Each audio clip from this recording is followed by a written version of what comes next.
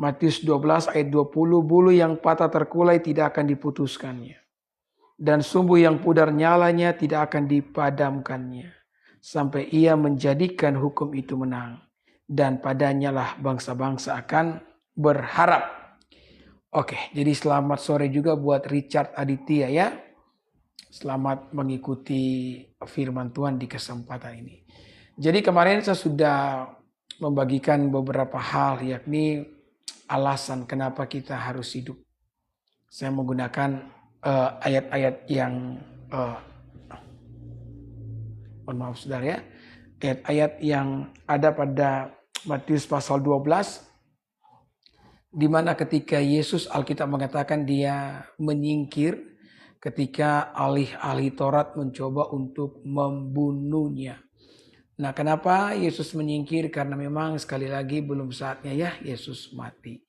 Jadi Yesus mati itu di dalam ketentuan Allah, di dalam pengaturan Allah. Jadi kalau Yesus belum saatnya mati, maka tidak ada seorang pun yang bisa membunuh dia. Saya katakan kemarin, bahkan Yesus dalam keadaan sebagai manusia, dalam keadaan sebagai bayi manusia. Herodes pun tidak bisa membunuh dia. Kendati kita tahu bahwa Herodes ini merupakan seorang raja yang bengis. Siapapun yang menjadi targetnya itu tidak akan lolos, bakal mati.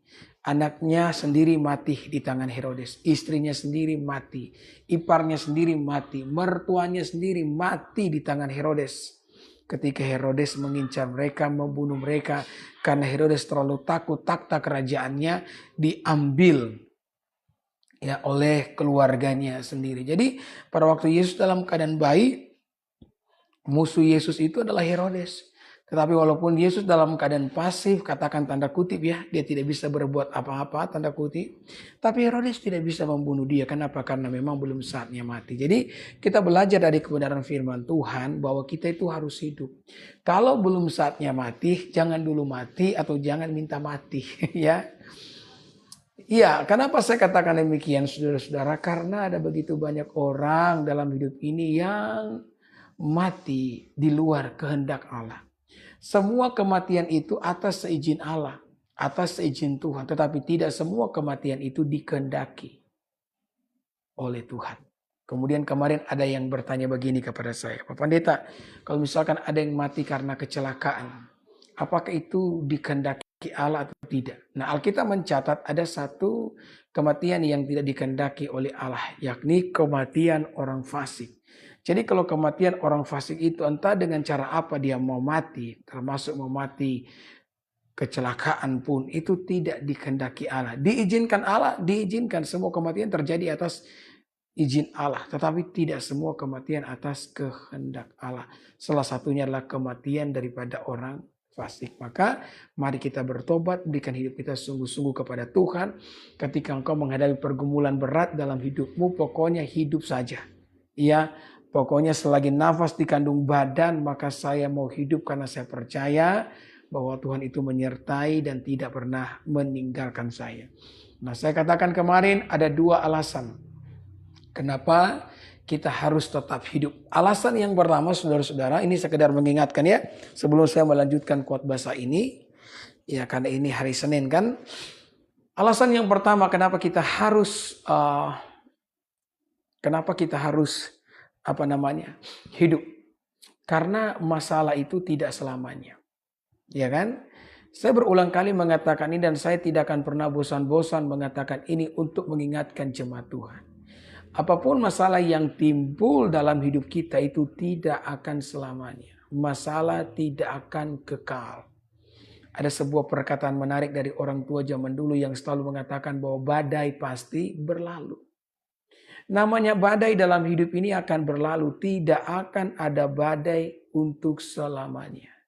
Sehebat apapun badai yang mengamuk dalam kehidupan saudara, itu pasti ada saatnya, ada waktunya berlalu. Ada amin. Sebagaimana dengan yang namanya kebahagiaan ada awalnya. Demikian pula musibah itu pasti ada akhirnya. Itu yang perlu kita imani. Sebagaimana kebahagiaan kan ada awalnya. Demikian pula dengan yang namanya musibah itu pasti ada akhirnya. Langit yang kelabu, hanya awan gelap yang lewat. Bahkan terik panas matahari tidak akan selamanya. Kadang-kadang kalau kita dalam pergumulan, kita merasa, kita berpikir bahwa pergumulan kita ini akan selamanya. Saudara, sekali lagi pergumulan kita tidak akan selamanya. Karena Alkitab sudah mencatat itu dalam 1 Korintus 10 ayat 13. Tuhan tidak akan pernah mengizinkan pergumulan-pergumulan yang melebihi batas kekuatan kita. Artinya tidak ada pergumulan yang akan terlalu berat dan tidak akan ada pergumulan yang terlalu lama. Setiap pergumulan kehidupan yang datang dalam hidup kita itu dibatasi oleh waktunya Tuhan. Maka saudara-saudara, berhenti kita terus fokus dengan masalah. Berhenti untuk terus-menerus menangisi masalah. Menangisi tidak salah ya. Sebagai manusia kita tuh perlu menangis ya. Kita perlu mengeluarkan air mata ketika kita sementara dalam pergumulan. Itu penting dan itu baik. Tetapi kita perlu ingat saudara-saudara bahwa kita tidak boleh terus-menerus menangis di dalam hidup ini. Ya. Engkau tidak boleh terus-menerus menangisi keadaan. Menangis untuk membersihkan jiwa itu baik juga.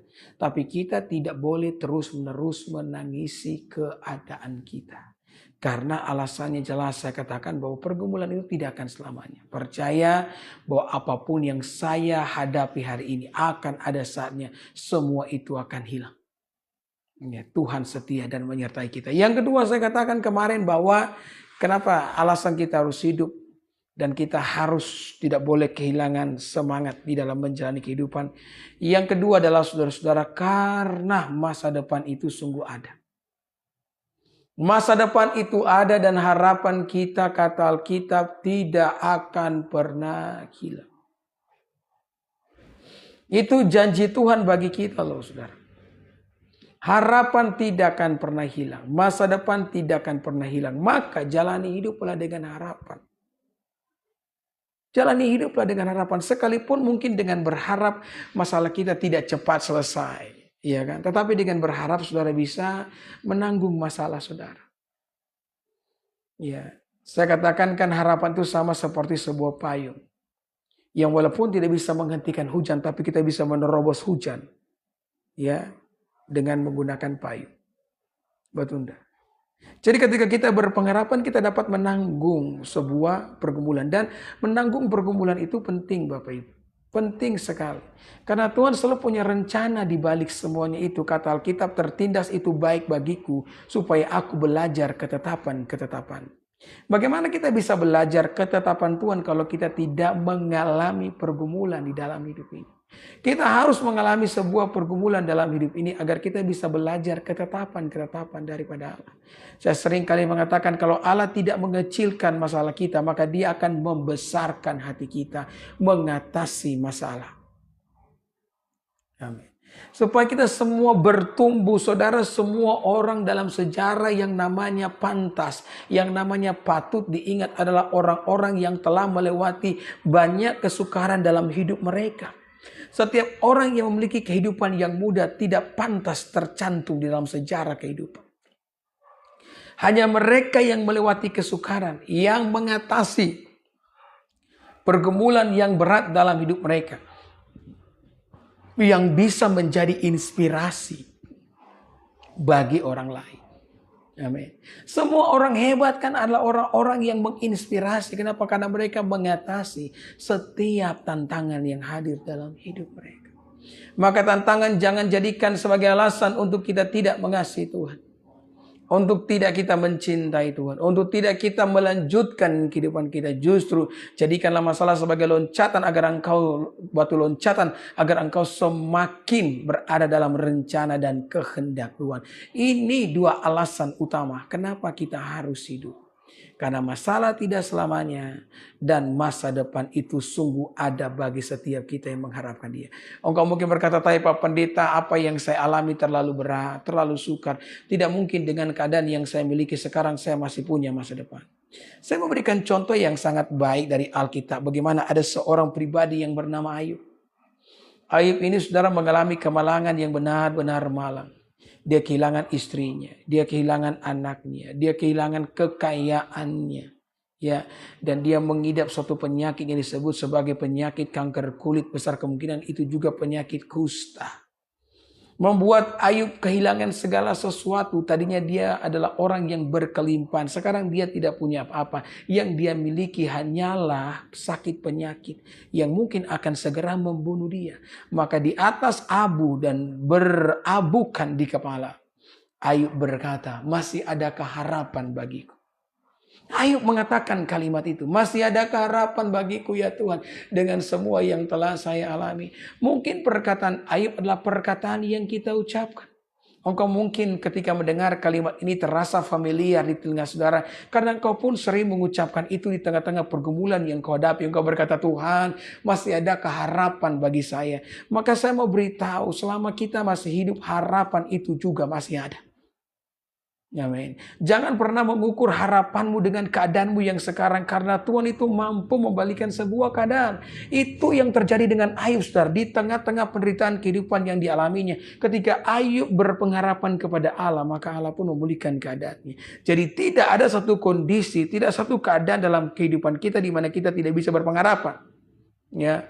Bahkan kalau kita belajar kehidupan daripada Nuh itu berharap kepada Tuhan dari mana? Dari dalam perut ikan. Ya, Yunus maksud saya. Dari dalam perut ikan. Bayangkan dari dalam perut ikan Yunus masih hidup. Besar kemungkinan berarti dalam perut ikan itu ada udara ya. Ada oksigen ya. Ya. Sehingga yang namanya Nuh itu tetap hidup. Ya, Yunus tetap hidup. Bayangkan Alkitab mengatakan dari dasar lautan Yunus berseru kepada Allah. Dan Allah pun mendengar seruannya. Itu kalau sudah di dasar lautan, jaringan apapun hilang, Telkomsel hilang, Tri hilang, Excel hilang, ya. Tapi saudara-saudara, jaringan Tuhan tidak akan pernah hilang. Maka dari dasar-dasar gunung, kata Alkitab, Yunus berseru kepada Allah dan Allah mendengarkan seruannya. Maka jangan lagi gunakan keadaanmu sebagai alasan untuk tidak berpengharapan. Selama nafas di kandung badan, maka selama itu pun saya mau berpengharapan kepada Tuhan. Yang setuju dengan saya, ketik amin. Haleluya. Maka yang ketiga yang saya mau sampaikan di hari ini, saudara-saudara, ya. Alkitab mengatakan dalam ayat yang telah kita baca dalam Matius pasal yang ke-12 dikatakan ayat 20, bulu yang patah terkulai tidak akan diputuskannya dan sumbu yang pudar nyalanya tidak akan dipadamkannya sampai ia menjadikan hukum itu menang, ya. Jadi saudara-saudara, yang ketiga, ini bagian yang terakhir ya. Kenapa kita harus tetap hidup? Jadi saudara yang baru bergabung, nanti saya sarankan saudara ya, bisa dengarkan khotbah saya lagi dari awal atau khotbah saya di hari Jumat, hari Kamis, Jumat, hari Minggu. Ya, dan agar saya bisa dapat pesan full. Jadi yang ketiga saudara-saudara, selain yang pertama saya katakan bahwa masalah tidak selamanya, yang kedua harapan itu masih ada. Dan yang ketiga, kenapa kita harus tetap hidup? Karena Tuhan itu setia. Tuhan setia, Dia menyertai kita dan Dia tidak akan pernah meninggalkan kita. Alkitab mengatakan bahwa aku sekali-kali tidak akan membiarkan engkau dan aku sekali-kali tidak akan meninggalkan engkau. Satu-satunya yang tidak dapat Allah lakukan adalah ketika Dia harus meninggalkan kita. Allah tidak bisa meninggalkan kita. Bahkan untuk meyakinkan saya dan saudara, Allah telah datang ke dalam dunia dan Dia disebut sebagai Immanuel. Immanuel itu artinya apa? Bahwa Allah beserta dengan kita. Immanuel mengingatkan kita bahwa kita tidak pernah sendiri dalam hidup ini. Maka Daud menyanyikan sebuah pujian yang benar-benar mewakili sifat Allah yang setia. Dia berkata, sekalipun aku berjalan dalam lembah kekelaman, aku tidak bahaya sebab engkau besertaku. Bukan masalah di mana engkau berada, tapi masalah dengan siapa engkau berada. Sehingga ketika engkau pun di dalam pergumulan kehidupan, ketika Allah bersama dengan saudara, maka hidupmu baik-baik saja. Ada amin. Saudara, berulang kali saya mengatakan kepada Bapak Ibu, kalau Tuhan itu berikhtiar meninggalkan kita, maka Tuhan sudah seharusnya meninggalkan manusia itu di Taman Eden. Ya, seharusnya di situ. Kenapa? Kalau Allah bersikeras melanjutkan cintanya kepada manusia yang sudah jatuh ke dalam dosa, ya, maka Allah akan berkorban. Ya, Yesus harus berkorban, harus mati di kayu salib. Banyak orang di Facebook ngomong sama saya, kok Tuhan yang mati bagi manusia? Ini pengajaran macam apa? Ya, Alkitab mengatakan memang berita Injil adalah kebodohan bagi mereka yang akan binasa. Ketika orang mengatakan mana mungkin Allah mau mati bagi manusia? Saudara, saya mau beritahu, itulah kasih Allah. Yohanes 3 ayat 16 mengatakan, karena begitu besar kasih Allah akan dunia. Ya, tapi kadang-kadang ya ketika saya ditanya begitu saya juga bersyukur ya. Kenapa? Karena orang Kristen kelemahannya karena mungkin kita sudah Kristen dari kecil kita kurang menghargai pengorbanan Allah. Ya. Dan teman-teman Muslim seringkali mengingatkan saya dengan pertanyaan-pertanyaan mereka. Kok Allah yang Maha Kuasa mau mati bagi manusia? Saya pikir-pikir ini benar juga ya.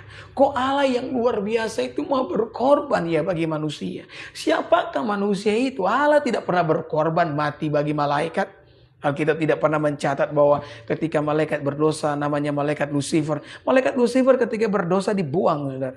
Tapi ketika manusia berdosa Allah yang datang ke dalam dunia. Kenapa? Yohanes 3 ayat 16. Karena Allah mengasihi kita.